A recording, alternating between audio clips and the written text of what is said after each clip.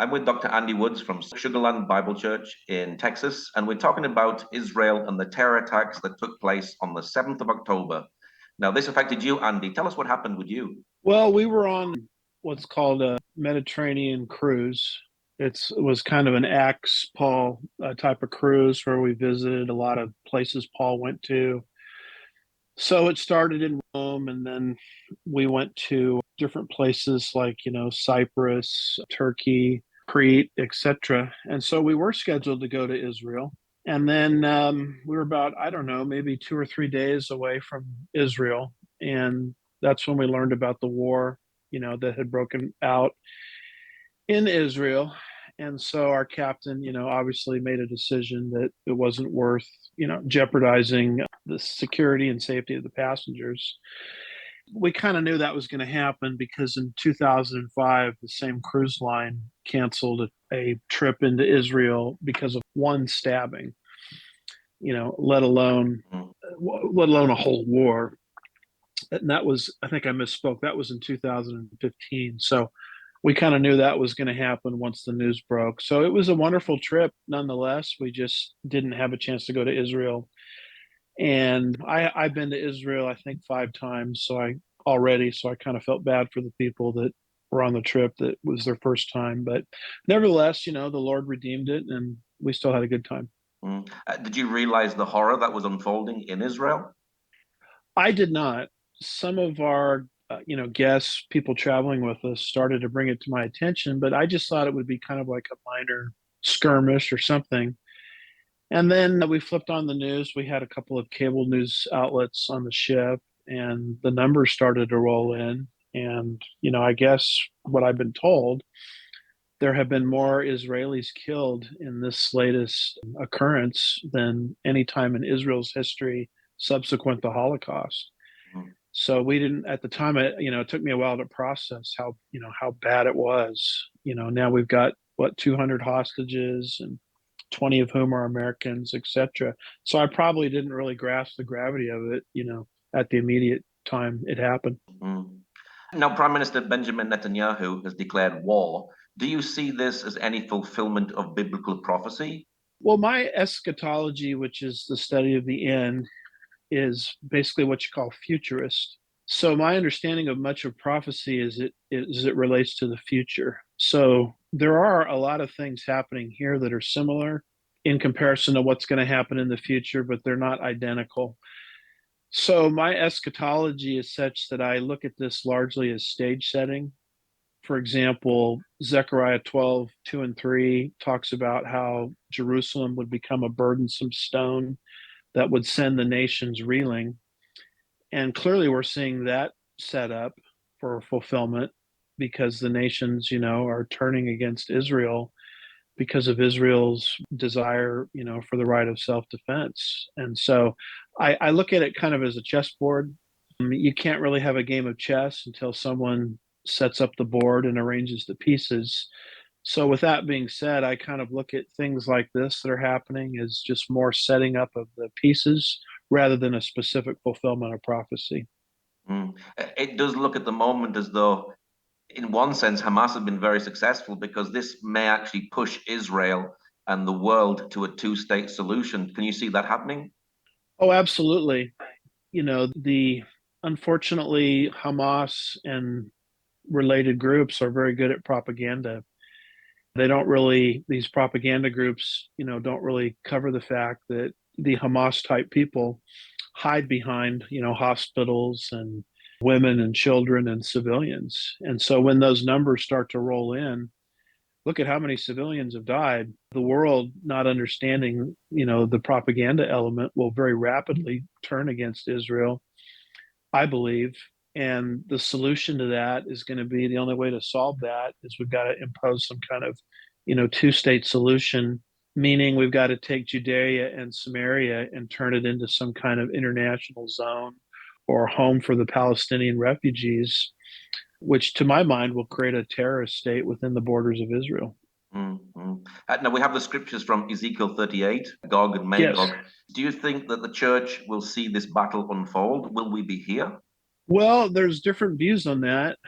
The last time I looked into all that, I do have a little book on it where I go into all the different views that people can get. It's called The Middle East Meltdown, The Coming Islamic Invasion of Israel. And there's about 7 views as to the timing of this. And there are many people that put this pre 7 year tribulation period. Some even put it before the rapture. I'm really not of that persuasion. I think it's a battle or a war that takes place within the confines of the tribulation period. And I'm a pre-tribulationalist, meaning that the church will be translated before the 7 year tribulation period starts. And so I'm of the view that we're going to see a lot of setup for this. I think that's what's happening now. But as in terms of an actual fulfillment, I think that's something that we will see from heaven. Mm. Now, as Christians, do you think we should be calling for a ceasefire because people are dying? Obviously, there are innocent people going to die within this war between Israel and Hamas. But should we be calling for a ceasefire, or will a ceasefire just be putting a bandage on a wound? Well, I mean, the last time I checked, the ceasefire was in on October 6th, Mm, and Hamas, broke the ceasefire.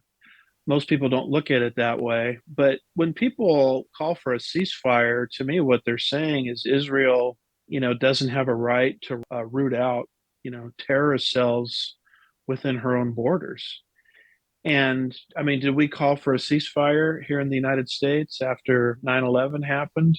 No, it was the expectation that we would go deal with terrorists abroad so the same thing wouldn't happen all over again. And so I guess what bothers me about this ceasefire mindset is we're imposing upon Israel a standard that we wouldn't live under ourselves in most countries. And so I'm not in favor of a ceasefire the way they're defining it, because to me that will lead to more terrorism, and not less. mm. Do you think that's anti-Semitic because people are calling for this? Well, that is one of the things that sort of surprised me. I thought when this broke out October 7th, the world would rally behind Israel, just like the world rallied behind Israel in 1948, the War of Independence, because we all felt, the world felt sorry for Israel because of the Holocaust. I thought something like that would happen. What sort of surprised me is the amount of what I would call anti Semitic rhetoric that's just filled the mouths of many of our politicians, and our campuses, very sadly, are ablaze with marches against Israel when Israel has been attacked. And so I do look at it as sort of stage setting in terms of Bible prophecy for the worldwide anti Semitism that Zechariah 12 predicts for the end of the age. I think when you tell a nation that you can't defend yourself, I don't know how else to explain that other than through the lens of anti Semitism. Mm. Now, I've heard from people that the Jews of today are not the Jews of the Bible. Is that correct? Well, that I'm hearing that more and more. I don't think it's correct. There's a gentleman who is a geneticist, if I have that right. We actually had him as a speaker at Chafer Theological Seminary. He's an expert in it. He's Jewish himself. His last name is Greenspan. I think his first name is Bennett Greenspan. He has all of the medical credentials, and he says, of course, the Jews living in the land today are real Jews. I mean, he can identify genetically, who's from each tribe, Cohen, meaning priest, coming from Levi, etc. So there is this belief out there that I'm hearing more and more that the people living in the land today, it kind of goes back to what's called the Khazar theory.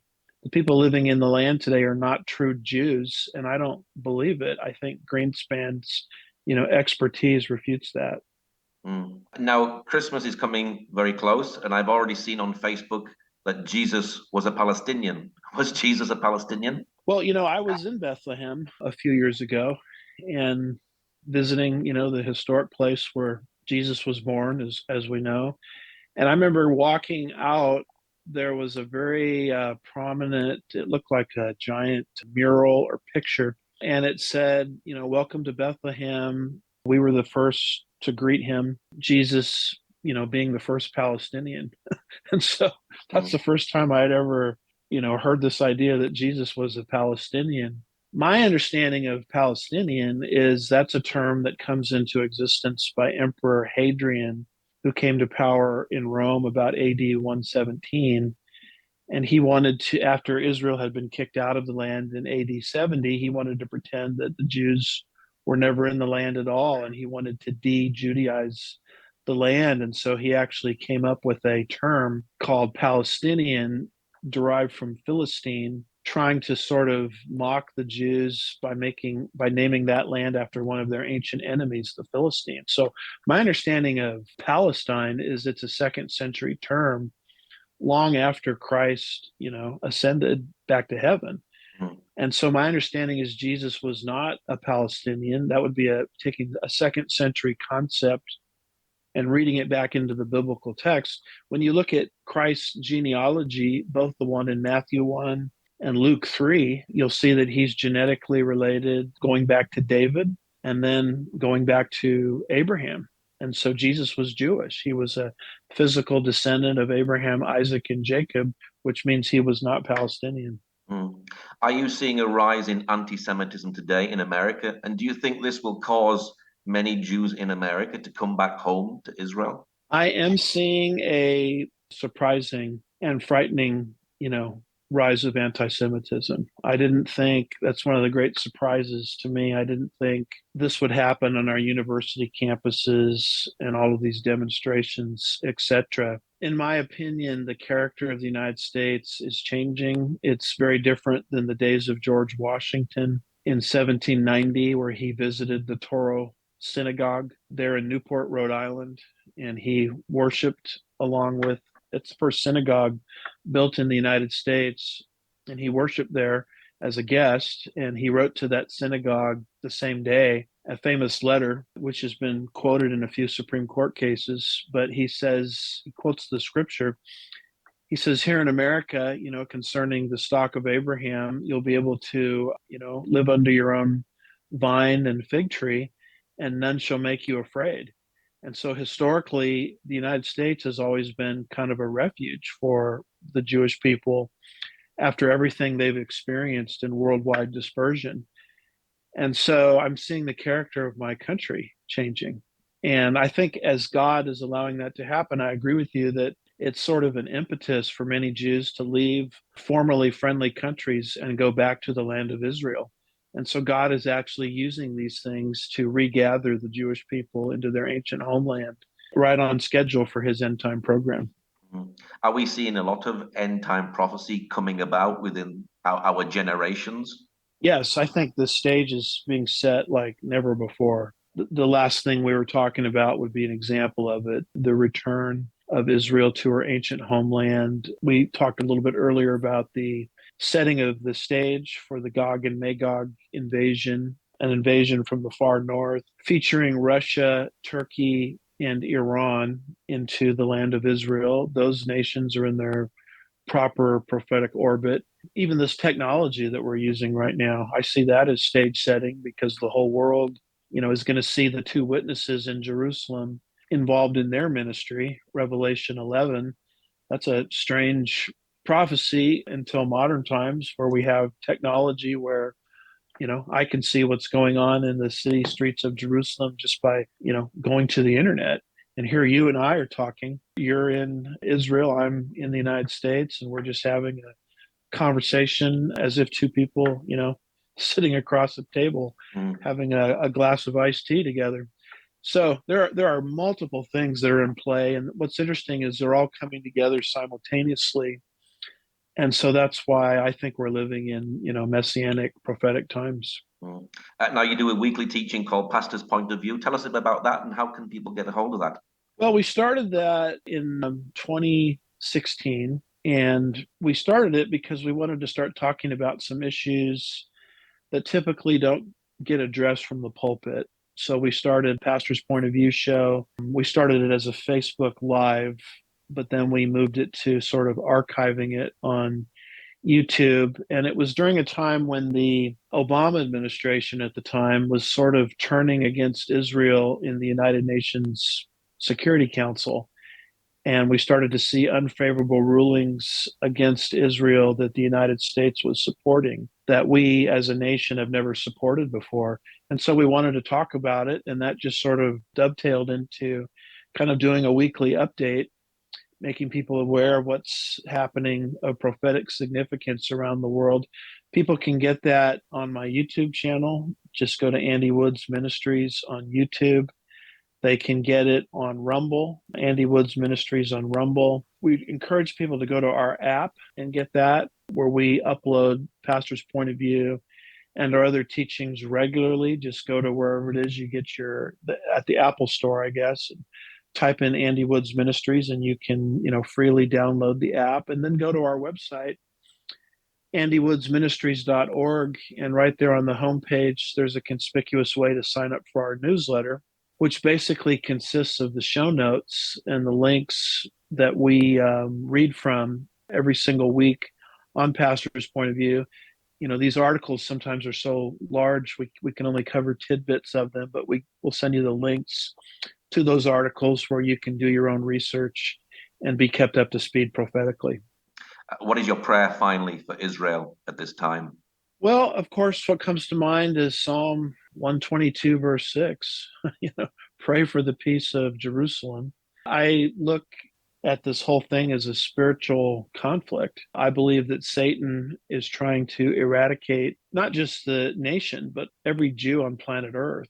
And he does that because he believes he can stop God's prophecies from happening. He knows enough about prophecy to know that God has decided to bless the world through the physical descendants of Abraham, Isaac, and Jacob. And so Satan has declared war on the Jewish people.